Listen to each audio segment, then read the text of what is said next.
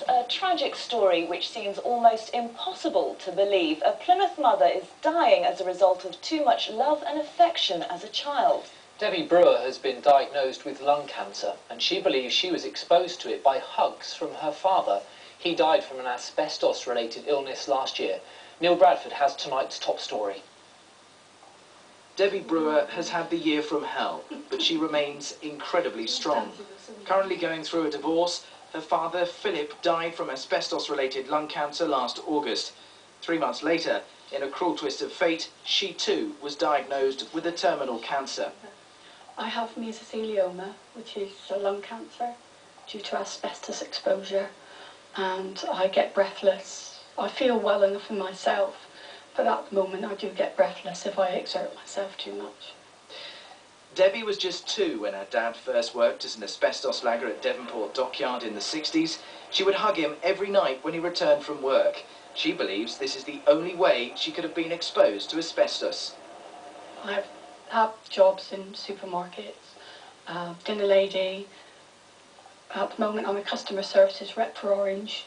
Each job, as far as I'm aware, has never had any relation to asbestos at all. Debbie's now seeking compensation from the MOD for her condition. If successful, she could receive up to £70,000 in damages. Little comfort for her 3 children who'll be left without their mother. My family needs something because I am working, and I was going to keep that job until I retired, and I'm supporting my family. And if I go, they've got no support, they've got nothing. Nothing at all. The loss of her father has hit Debbie hard. The thought of leaving her children has left her devastated. Gentle, kind, and he didn't deserve what he got. I feel I don't deserve what I've got. And we're joined from London now by Professor John Toy, Medical Director of Cancer Research. Professor Toy, just how unusual is this?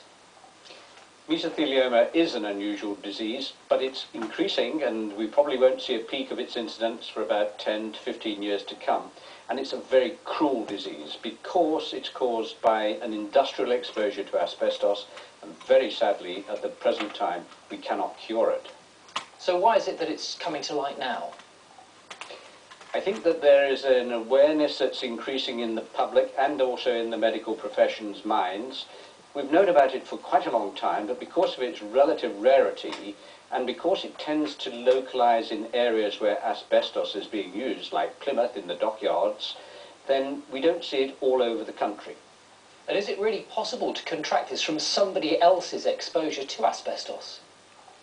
The very first patient I saw with mesothelioma was a young woman who each evening had the task of shaking out the asbestos from her father's overalls when he came back from the docks in East London. And of course, when you're standing in a cloud of asbestos, you're bound to breathe it in, and you can catch the illness as a consequence. So what would be your advice to family members of other people that worked at the dockyard? Should they now be getting checked out for this? Well, there are 2 ways in which one can approach this, I suppose. One is that if you have symptoms, you should certainly tell your doctor about that possible disease, and then your doctor can take the action. And the other is to say, well, if I'm well, and if at the present time there isn't a cure available, there isn't therefore a lot of advantage in going and worrying myself by getting lots of tests which will probably come back negative. Right, Professor Toy, thank you very much. My pleasure.